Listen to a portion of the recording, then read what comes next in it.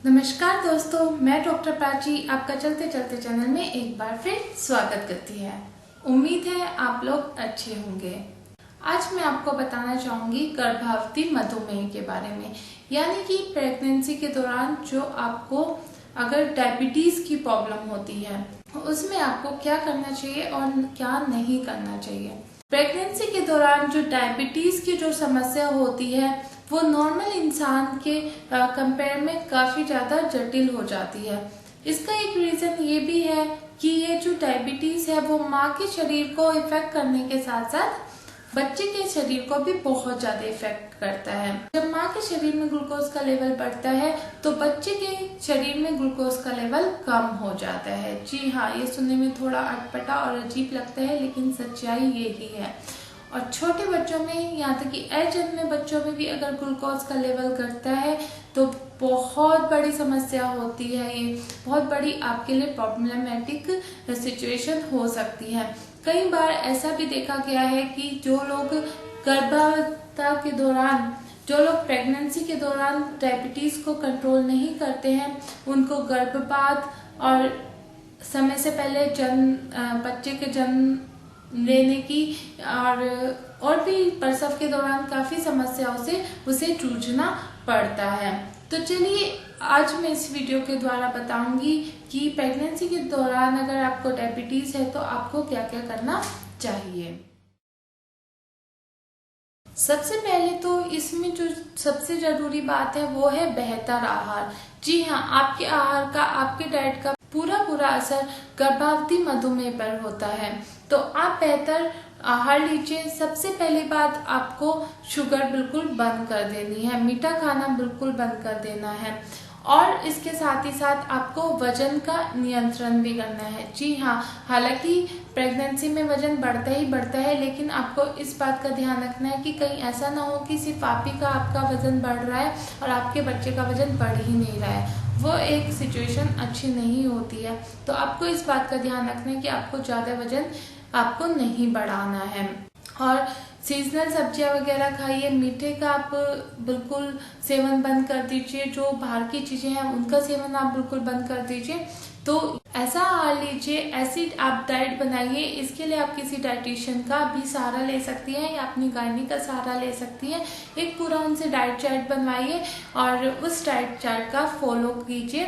तो उससे क्या होगा कि आपका आहार आपके डायबिटीज को नियंत्रित रखने में काफी आपकी सहायता करेगा। दूसरा, आपको एक्टिव रहना है। जी हाँ, हालांकि गर्भावस्था में आराम करने की सलाह दी जाती है, लेकिन इसका मतलब ये बिल्कुल नहीं है कि आप सारा दिन बेड पर पड़ी रहे। जी हाँ, आपको स्पेशली अगर डायबिटीज की प्रॉब्लम है प्रेगनेंसी के दौरान तो आपको एक्टिव रहना है, आपको एक्सरसाइज करनी है। इसमें भी मैं आपको एक बात बताना चाहूंगी कि बिना किसी एक्सपर्ट की सलाह के आप एक्सरसाइज नहीं करेंगी। अगर योगा या एक्सरसाइज करना चाहती हैं तो पहले एक्सपर्ट की सलाह लीजिए और उनसे पता कीजिए कि आप प्रेगनेंसी के दौरान कौन से एक्सरसाइज या योगा कर सकती हैं। अगर आप एक्सपर्ट की सलाह के बिना व्यायाम करती है तो ये आपको फायदे के बजाय बहुत ज्यादा नुकसान भी कर सकता है। लेकिन अगर आप किसी एक्सपर्ट की सलाह से व्यायाम वगैरह करती हैं तो उससे आपको काफी फायदा होगा। वो इंसुलिन की मात्रा को नियंत्रित रखने में भी मदद करेगा और इससे आपका दिल और दिमाग दोनों शांत रहेंगे और आपके जो डायबिटीज की प्रॉब्लम है वो काफी हद तक नियंत्रित हो जाएगी। इस विषय में मैं आपको जो एक और सलाह देना चाहूंगी वो है कि आप विशेषज्ञों से परामर्श लेना बिल्कुल भी मत भूलिए। अपने डॉक्टर से समय समय पर सलाह लेना बिल्कुल भी मत भूलिए। ऐसे नहीं है कि उन्होंने आपको एक बार दवाई बता दी, एक बार आपको उसको नियंत्रित करने के आपको उपाय बता दिए तो आप उससे महीनों तक या फिर कई महीने तक आप अपने डॉक्टर को दिखाएंगे ही नहीं। ऐसा करना आपके स्वास्थ्य के लिए भी और आपके बच्चे के स्वास्थ्य के लिए भी काफी हानिकारक हो सकता है, क्योंकि अगर बच्चे का वजन बढ़ा हुआ हो तो आपको इंसुलिन के शॉट्स लेने की भी मुसीबत आ सकती है।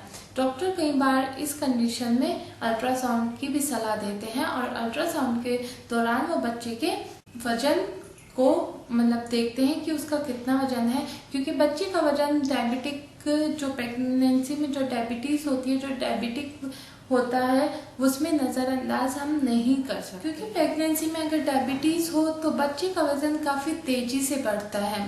एक हफ्ते में बच्चे का काफ़ी ज़्यादा वजन बढ़ सकता है, जिसकी वजह से नॉर्मल डिलीवरी में प्रॉब्लम आ सकती है और जो नॉर्मल डिलीवरी है वो काफ़ी ज़्यादा प्रॉब्लमेटिक हो सकती है और उस कंडीशन में आपका सिजेरियन भी करना पड़ सकता है।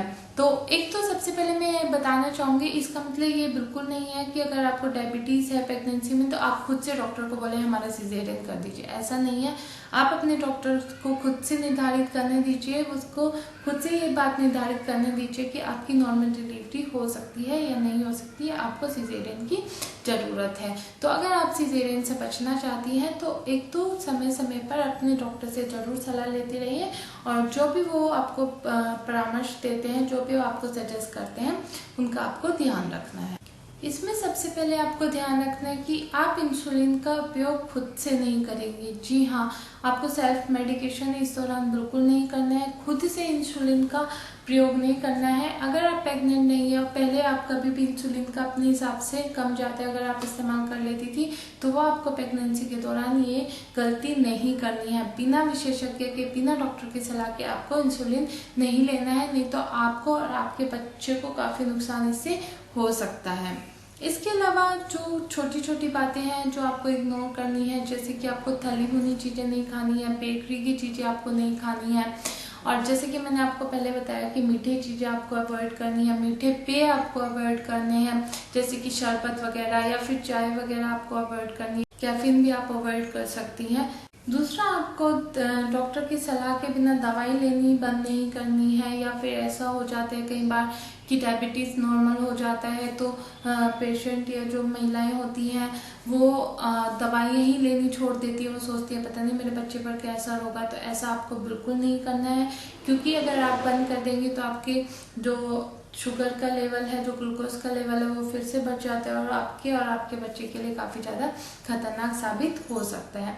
तो ये छोटी छोटी बातें आपको रखनी है, ध्यान रखनी है और अपने डायबिटीज़ को, अपने जो शुगर है उसको कंट्रोल में रखना है।